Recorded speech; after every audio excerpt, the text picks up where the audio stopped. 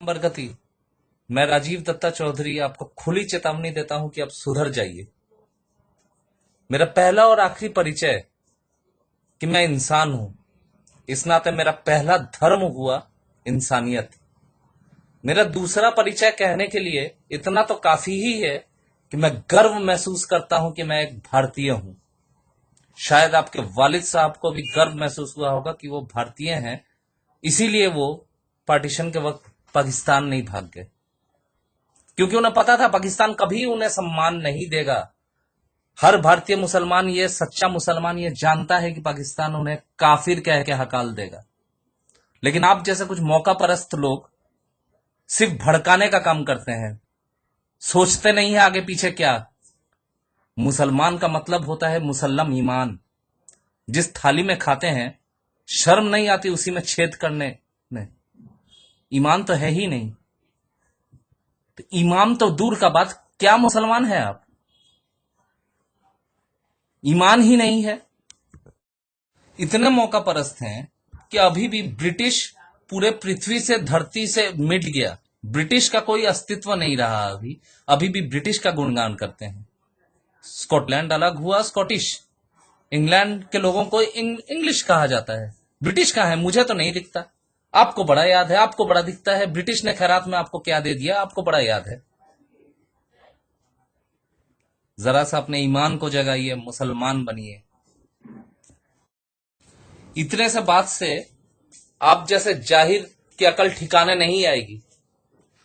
तो आपके इंफॉर्मेशन के लिए मैं आपको कुछ तथ्य देता हूं, ठीक है, ताकि आप फिर से भड़काने का आपको मौका ना मिले। मेरे पास आज भगवा रंग का भी कुर्ता था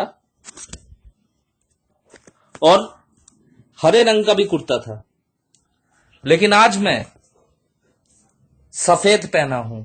हमारे राष्ट्र ध्वज का सफेद रंग सच्चाई का प्रतीक है। तो उस सच्चाई और उस शक्ति से आपका सामना करने के लिए मुझ जैसा एक आम आदमी मतलब केजरीवाल वाला आम आदमी नहीं, भारतीय जनता काफी है। तो आज ये सफेद रंग शांति और सच्चाई का प्रतीक पहनकर आपको मैं खुली चेतावनी देता हूं कि आप जिहाद कीजिए अपने घर में बैठकर। किसी को भी अगर दिक्कत हुआ, आप हाईकोर्ट नहीं मानते तो पुलिस प्रशासन नहीं मानते, भारत के प्रधानमंत्री को नहीं मानते, मानते किसको हैं?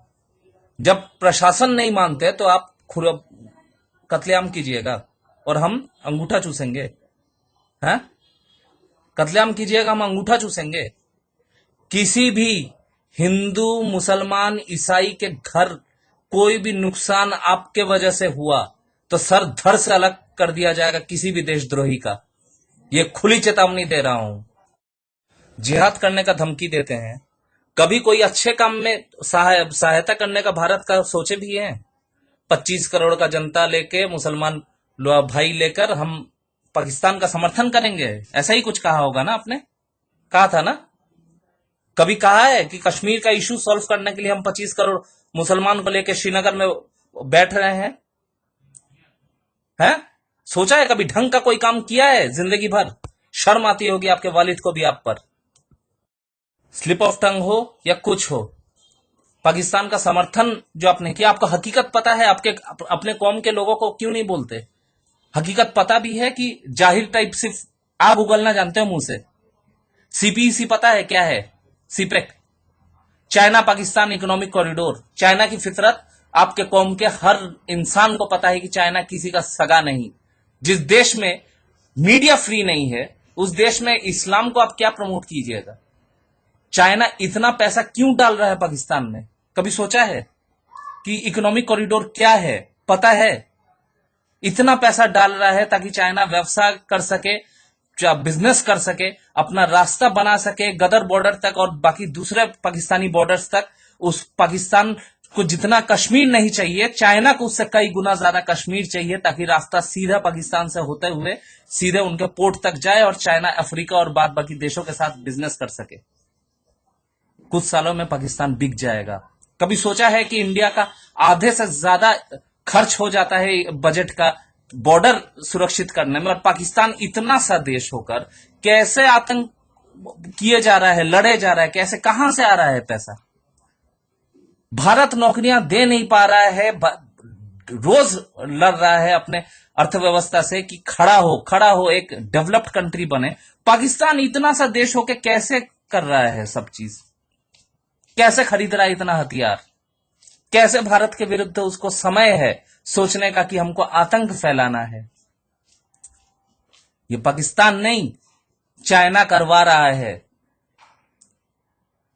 क्योंकि चाइना जानता है कि अगर पूरे एशिया में कोई एक है जो हमको रोकने का औकात रखता हो जरा सा भी, तो वो है श्री नरेंद्र मोदी और वो है भारत। कभी खड़े हुए हैं साथ में देश के? कभी सोचा भी है देश हित में कोई वीडियो जारी करने का? कभी सोचा है खुद को, किसी और को नहीं, खुद को साबित करने का कि आप एक सच्चे भारतीय हैं? नहीं सोचेंगे। क्यों अपने कौम के लोगों को या बच्चों को क्यों अपने स्कूल में भेजते, कॉलेज में भेजते? क्यों उनको यह सबक नहीं देता कि तुमको बड़े होकर लादेन नहीं, तुमको बड़े होकर कलाम बनना है, ताकि तुम्हारा देश फक्र से अपना सर ऊंचा करे तुम पर, हमारे कौम पर?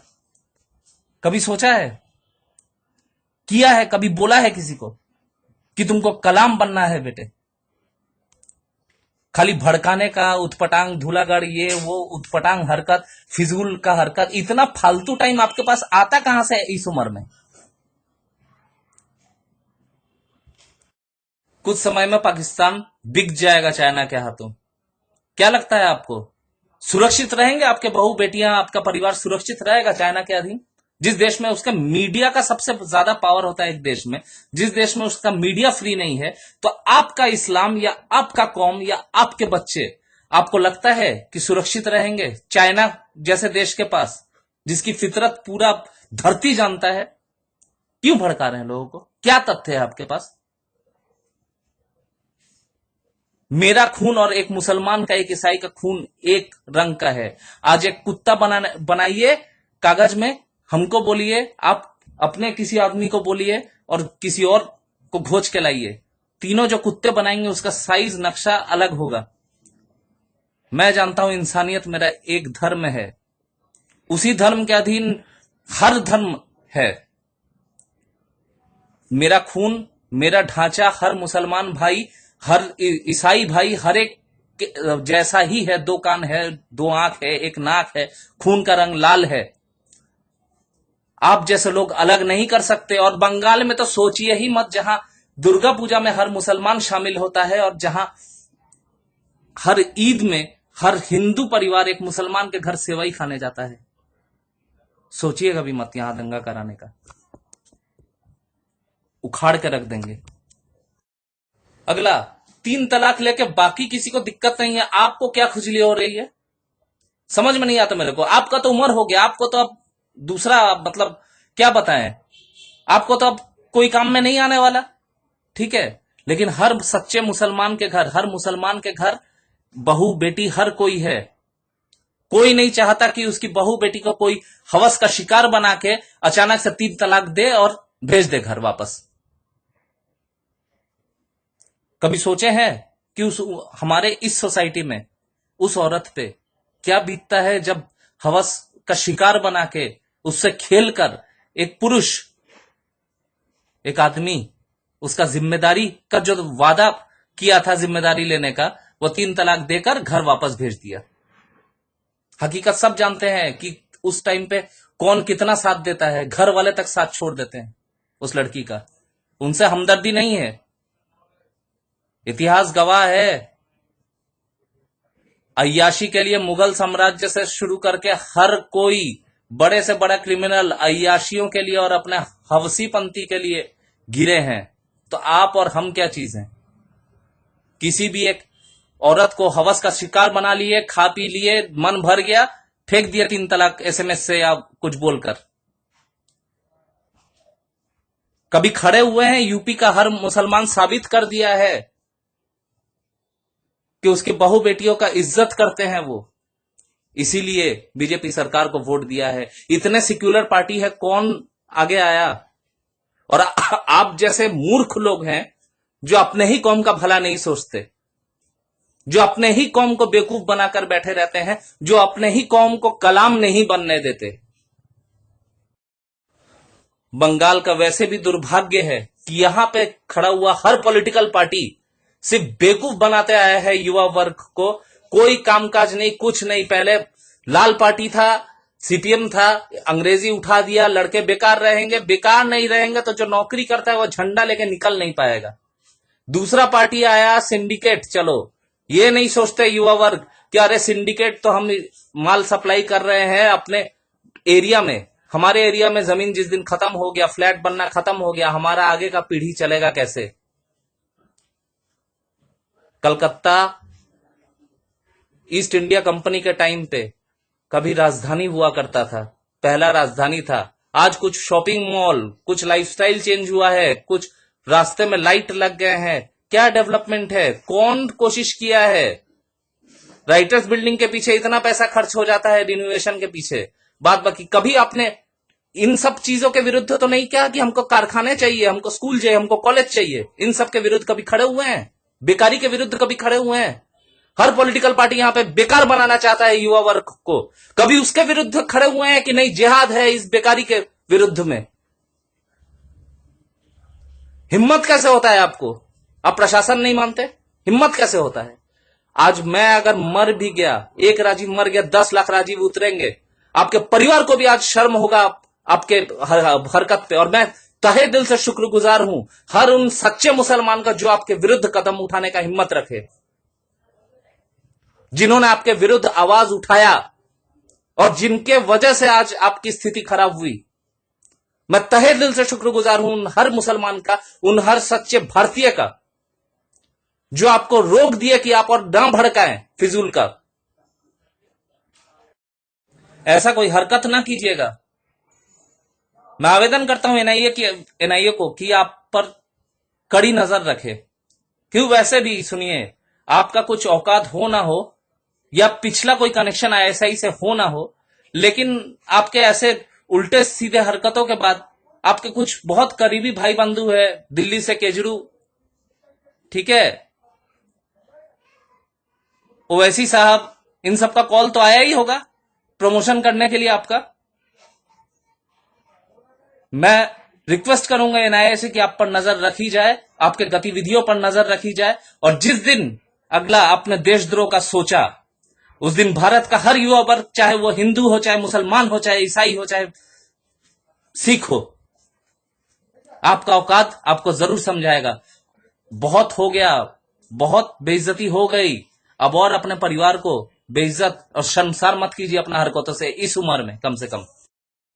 क्या है, बचपन से हम देखते आ रहे हैं कि किसी भी थाने के अंडर में कोई चोर पकड़ा जाता है ना, तो अगला उस एरिया का कोई भी चोरी में सबसे पहले सुताई उसकी होती है। तो तैयार रहिए इस उम्र में, क्योंकि अगला कोई आतंकी गतिविधि हो तो आप दोष नहीं दे सकते किसी भी पुलिस वाले को, किसी प्रशासन को किसी भी एनआईए के ऑफिसर को, किसी को दोष नहीं दे सकते अगर आपको पकड़ के उस आतंकी गतिविधि के लिए सोताई करके इंटरोगेशन हो। ऐसा कोई हरकत मत कीजिए कि बुढ़ापा जेल के पीछे बीते। और खैर, मुझे आज भी फक्र है, कल भी फक्र था और आगे भी फक्र रहेगा कि मैं एक भारतीय हूं। और मेरे बहुत मुसलमान दोस्त हैं, मेरे एरिया के बहुत मुसलमान भाई हैं, जिन्हें फक्र है कि वो भारतीय हैं। आप जैसा एक अगर निकल भी जाता है बेईमान, तो 10 मुसलमान बेईमान नहीं होता। आज का हर मुसलमान, हर हिंदू शिक्षित है। उन्हें पता है कि कौन बेवकूफ और कौन नमक हराम इस देश का खाके, इस देश में पचा के अपने मुंह से इसी देश में हग रहा है। सबको पता है हकीकत। गुमराह नहीं कर सकते आप। आज के जमाने में तो किसी को गुमराह नहीं कर सकते। धूलागढ़ और बाकी इंसिडेंट जो आप लोग करवाते हैं, बाहर से लोग लाके करते हैं। वहां का जो स्थानीय मुसलमान है वो कभी आपका साथ नहीं देता। और आप जैसे मौका परस्त लोगों के लिए हमारा देश आगे नहीं बढ़ पा रहा है। कभी किसी अच्छे काम में आगे बढ़े हैं? जिहाद करेंगे, बैठ जाएंगे, आतंक फैलाएंगे। अरे जाओ, कभी बोलो कि ये देश मेरा है। हमारे वालिद को गर्व था, वो पाकिस्तान नहीं गए, वो यहां पे हैं। आज कश्मीर में जितना टेररिज्म पाकिस्तान की वजह से नहीं है, फंड आ रहा है पूरा चाइना से, तो उसके विरुद्ध हम लड़ेंगे, उसके विरुद्ध जिहाद है। कभी बोला है, सोचा है कभी?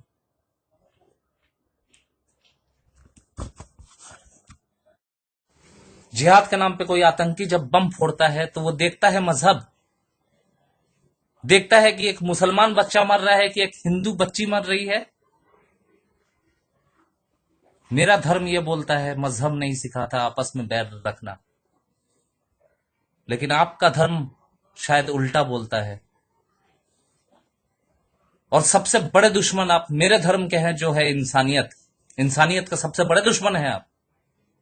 आप जैसे लोगों के लिए मौका मिलता है बाहरी ताकतों को कि वो आतंकियों को यहां पे भेजे आपके पनाह में।